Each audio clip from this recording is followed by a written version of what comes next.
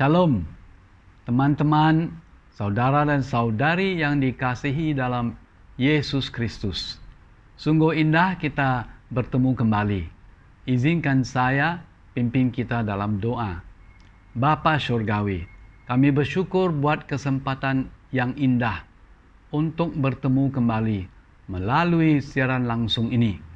Semoga Tuhan menjamah dan berkarya dalam hidup kami lewat firman Tuhan ini. Kami berdoa di dalam nama Tuhan Yesus Kristus. Amin. Mari kita bermula dengan nyanyian lagu rohani dalam buku nyanyian ini, nomor 63. Mulia, sembah Raja mulia. Tuhan Yesus Kristus adalah Raja mulia. Nomor 63. Mulia, sembah Raja mulia. Bagi Yesus puji, hormat dan kuasa. Mulia, agung kerajaannya. Dari surga datang untuk genap umatnya. Dipuji, ditinggikan namanya Yesus. Hormatlah, muliakanlah Yesus Raja. Mulia, sembah Raja mulia. Dia telah mati, dibangkitkan jadi Raja mulia. Mulia, sembah Raja mulia.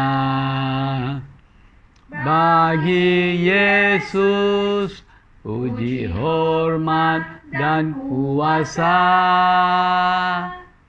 Mulia, agung kerajaannya.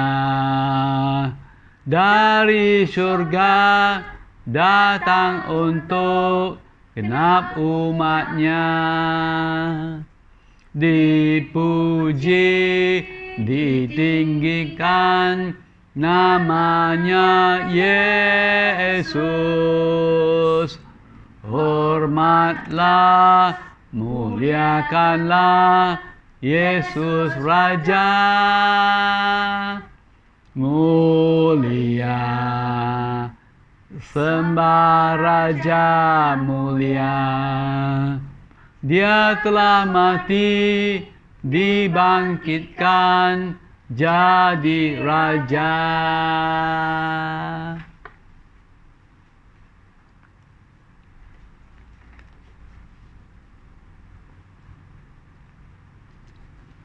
Hari ini saya ingin berbicara dan kongsikan tentang tajuk jangan bertindak dengan tangan atau usaha sendiri. Nomor 5. Kita sambung kisah kebun anggur Nabot. Hari ini kita kembali ke kisah Ahab, raja bangsa Israel. Kita maklum bahwa Ahab adalah raja yang paling kejam dalam sejarah bangsa Israel. Kitab 1 Raja-Raja pasal 21 dan ayat 25, firman Tuhan berbunyi, sesungguhnya tidak pernah ada orang seperti Ahab yang memperbudak diri dengan melakukan apa yang jahat di mata Tuhan, karena ia telah dibujuk oleh Isabel istrinya. Maka hari ini adalah sambungan dari firman Tuhan minggu yang lalu. Nomor 3. Komplot oleh Isabel. 1 Raja-Raja pasal 21 ayat 5 sampai 14. Firman Tuhan berbunyi, "Lalu datanglah Isabel, istrinya, dan berkata kepadanya, 'Apa sebabnya hatimu kesal, sehingga engkau tidak makan?' Lalu jawabnya kepadanya, 'Sebab aku telah berkata kepada Nabot, orang Yezreel itu, berikanlah kepadaku kebun anggurmu dengan bayaran wang, atau jika engkau lebih suka, aku akan memberikan kebun anggur kepadamu sebagai gantinya.' Tetapi sahutnya, 'Tidak akan kuberikan kepadamu kebun anggurku itu.' Kata Isabel istrinya kepadanya, 'Bukankah engkau sekarang yang memegang kuasa raja atas Israel? Bangunlah, makanlah, dan biarlah hatimu gembira. Aku akan memberikan kepadamu kebun anggur Nabot, orang Yezreel itu.' Kemudian ia menulis surat atas nama Ahab, memeteraikannya dengan meterai raja, lalu mengirim surat itu kepada tua-tua dan pemuka-pemuka yang diam sekota dengan Nabot. Dalam surat itu ditulisnya demikian, 'Maklumkanlah puasa dan suruhlah Nabot duduk paling depan di antara rakyat. Suruh jugalah 2 orang dursila duduk menghadapinya, dan mereka harus naik saksi terhadap dia dengan mengatakan, engkau telah mengutuk Allah dan raja. Sesudah itu, bawalah dia keluar dan lemparilah dia dengan batu sampai mati.' Orang-orang sekotanya, yakni tua-tua dan pemuka-pemuka yang diam di kotanya itu, melakukan seperti yang diperintahkan Isabel kepada mereka, seperti yang tertulis dalam surat yang dikirimkannya kepada mereka. Mereka memaklumkan puasa dan menyuruh Nabot duduk paling depan di antara rakyat. Kemudian datanglah 2 orang, yakni orang-orang dursila itu, lalu duduk menghadapi Nabot. Orang-orang dursila itu naik saksi terhadap Nabot di depan rakyat. Katanya, Nabot telah mengutuk Allah dan raja. Sesudah itu, mereka membawa dia keluar kota, lalu melempari dia dengan batu sampai mati. Setelah itu, mereka menyuruh orang kepada Isabel mengatakan, Nabot sudah dilempari sampai mati.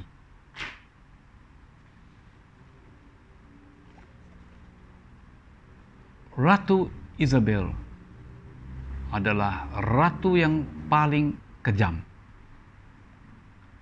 Isabel bukan saja melakukan jahat, Isabel juga mempengaruhi dan membujuk suaminya Ahab untuk melakukan jahat. Inilah respon Isabel apabila dia dengar kata-kata Nabot. Ayat 7, firman Tuhan berbunyi, kata Isabel istrinya kepadanya, bukankah engkau sekarangnya yang memegang kuasa raja atas Israel? Bangunlah, makanlah, dan biarlah hatimu gembira. Aku akan memberikannya kepadamu kebun anggur Nabot, orang Israel itu. Isabel mencari komplot untuk menghapuskan Nabot. Nomor 1, dia guna pakai cara menulis surat tiruan. Ayat 8, firman Tuhan berbunyi, kemudian ia menulis surat atas nama Ahab, memeteraikannya dengan meterai raja, lalu mengirim surat itu kepada tua-tua dan pemuka-pemuka yang diam sekota dengan Nabot.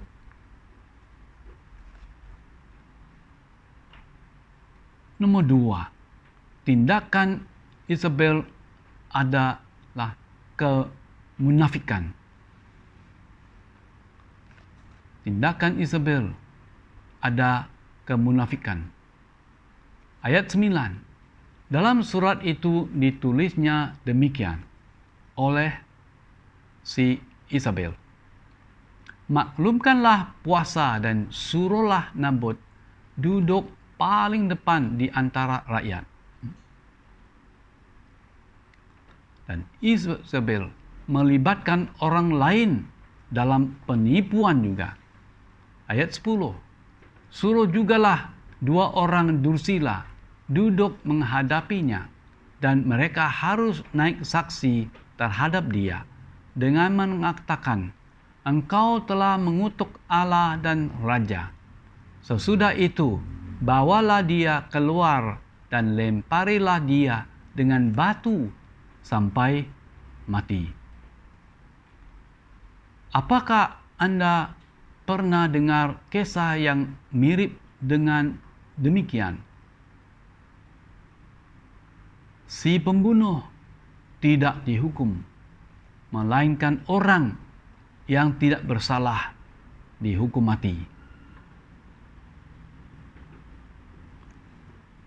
Apakah kesaksian yang palsu?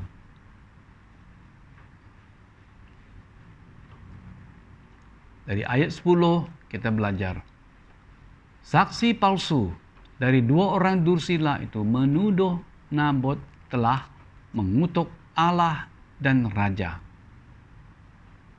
Tuhan Yesus Kristus juga dituduh dengan kesalahan yang sama, bersalah terhadap Allah dan Kaisar. Nabot seperti Tuhan Yesus tidak bersalah dalam tuduhan yang tersebut dan dibunuh tanpa sebab atau jenayah yang tertentu. Di dalam ayat 13 firman Tuhan berbunyi, kemudian datanglah 2 orang, yakni orang-orang dursila itu, lalu duduk menghadapi Nabot. Orang-orang dursila itu naik saksi terhadap Nabot di depan rakyat.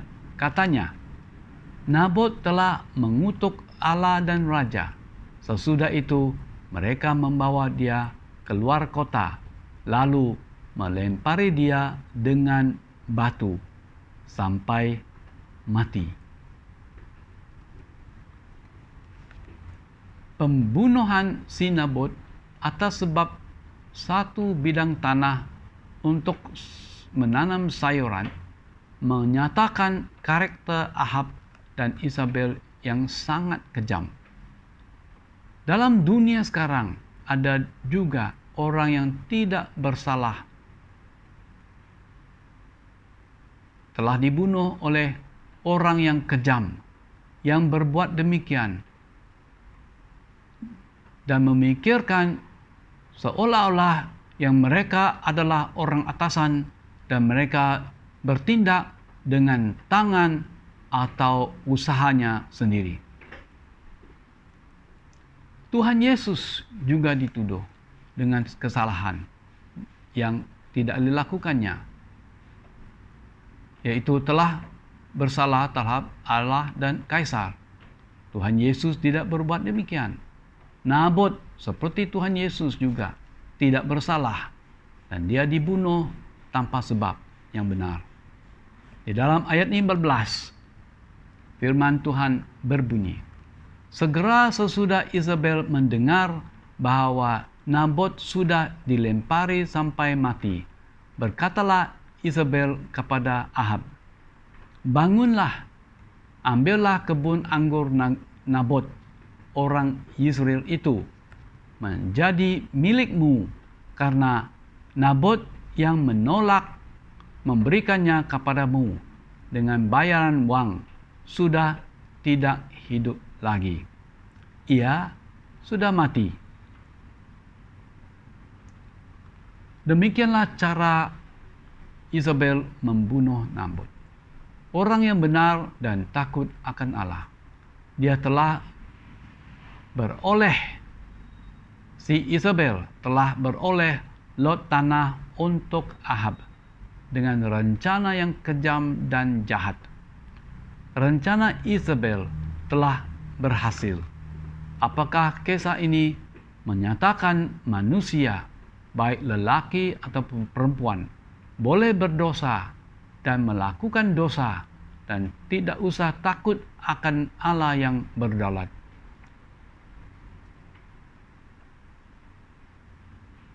Yang akan menjatuhkan pengadilan dan hukuman.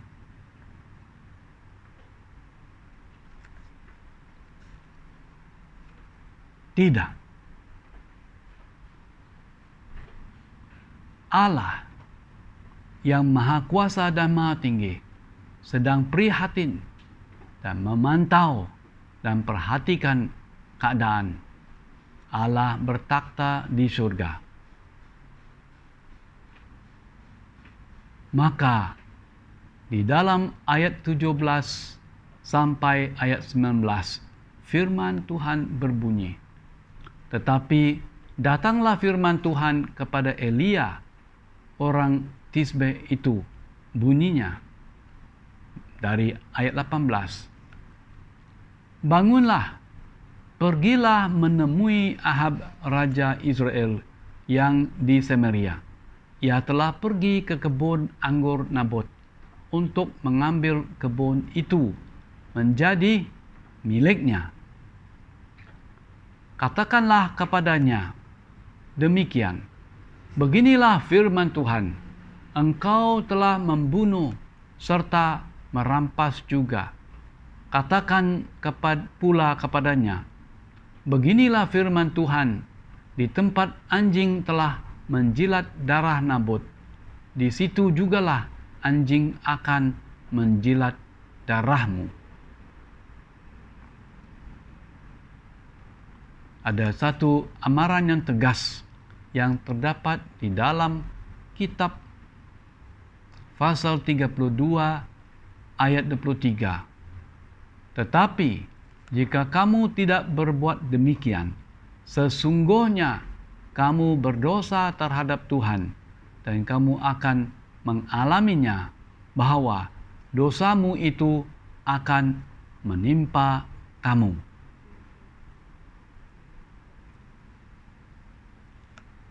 Kita lihat tindakan Allah yang berdaulat, Allah yang mulia, Tuhan Yesus Kristus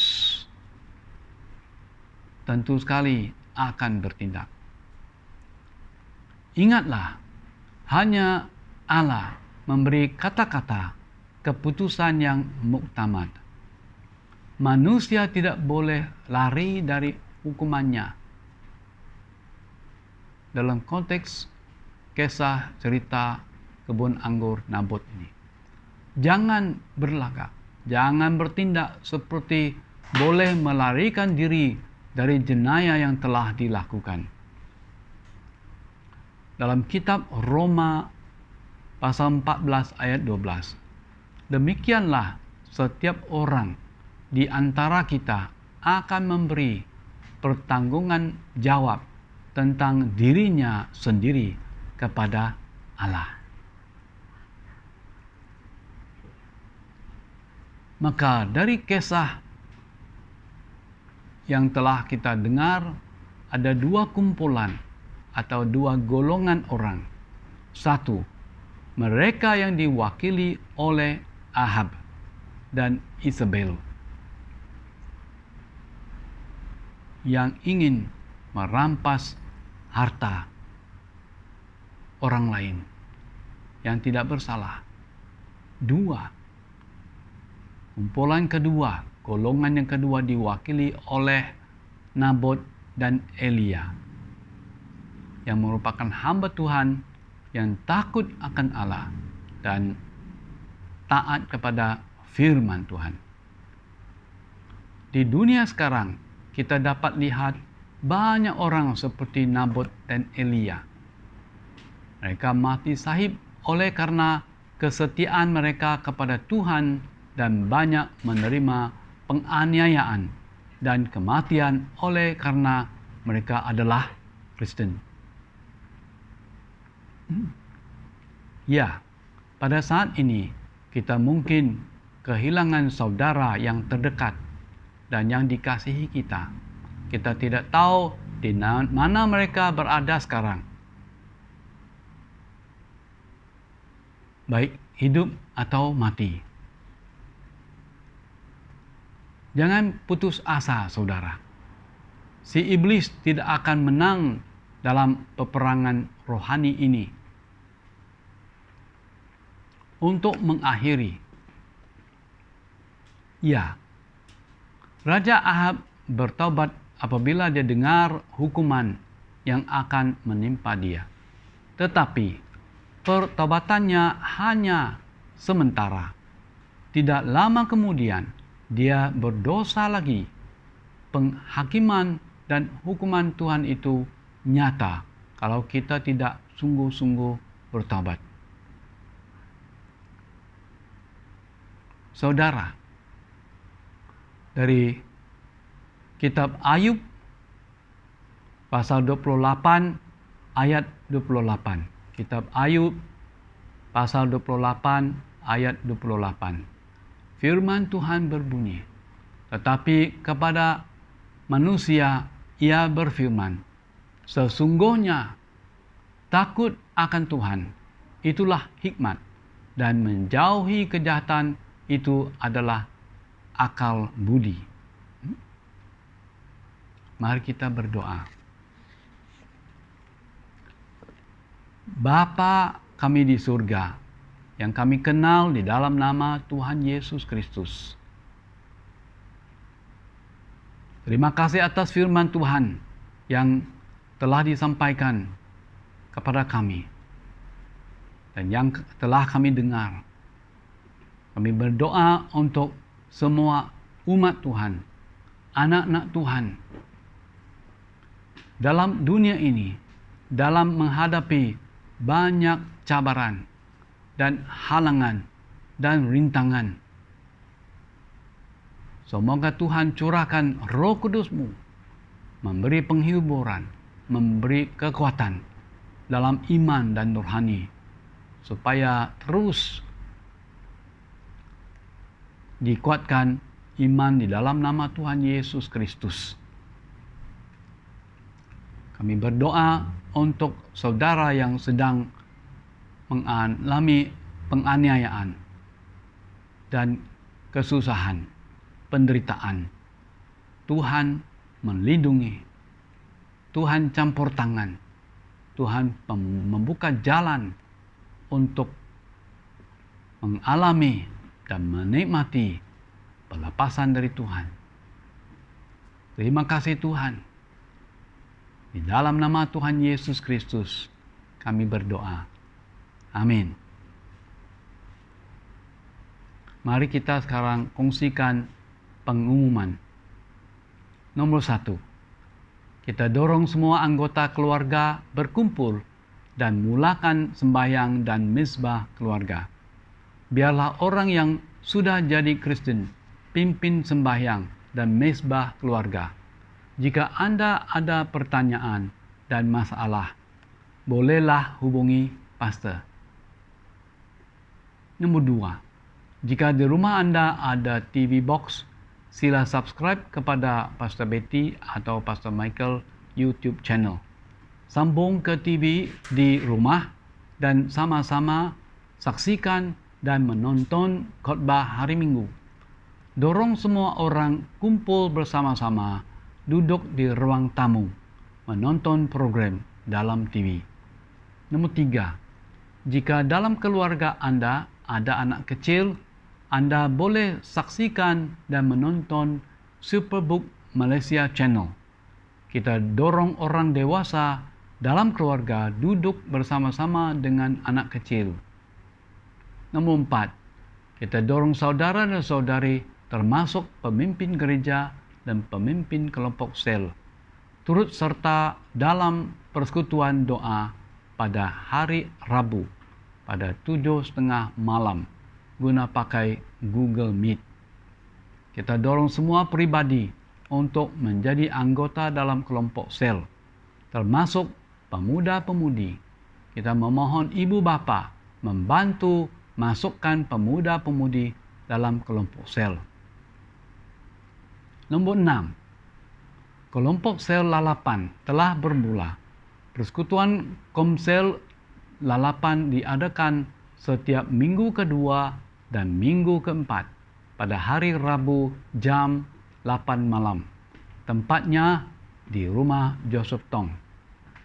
Kita mengalurkan pemuda-pemudi yang dari lepasan tingkatan 5 dan tingkatan 6, maktab, universiti, dan mereka yang sudah tamat pendidikan dan bekerja, dan yang baru berumah tangga.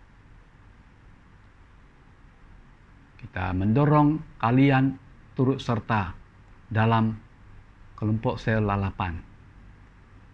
Nomor 7, projek bangunan sekolah minggu di Lusut. Bangunan sekolah minggu yang sedia ada sudah sangat rosak dan tidak sesuai, tidak selamat diguna pakai oleh kanak-kanak kita. Kita ingin membangun sebuah bangunan baru untuk sekolah minggu secepat mungkin. Kita mengalurkan sumbangan secara sukarela dari saudara kalian untuk projek tersebut. Anda boleh menyumbang melalui online banking kepada akaun gereja. Untuk informasi lanjut, sila rujuk kepada makluman di bawah video. Sekian, terima kasih. Tuhan memberkati, Tuhan melindungi, dan kemuliaan Tuhan bersinar di atas saudara dan saudari kalian. Amin.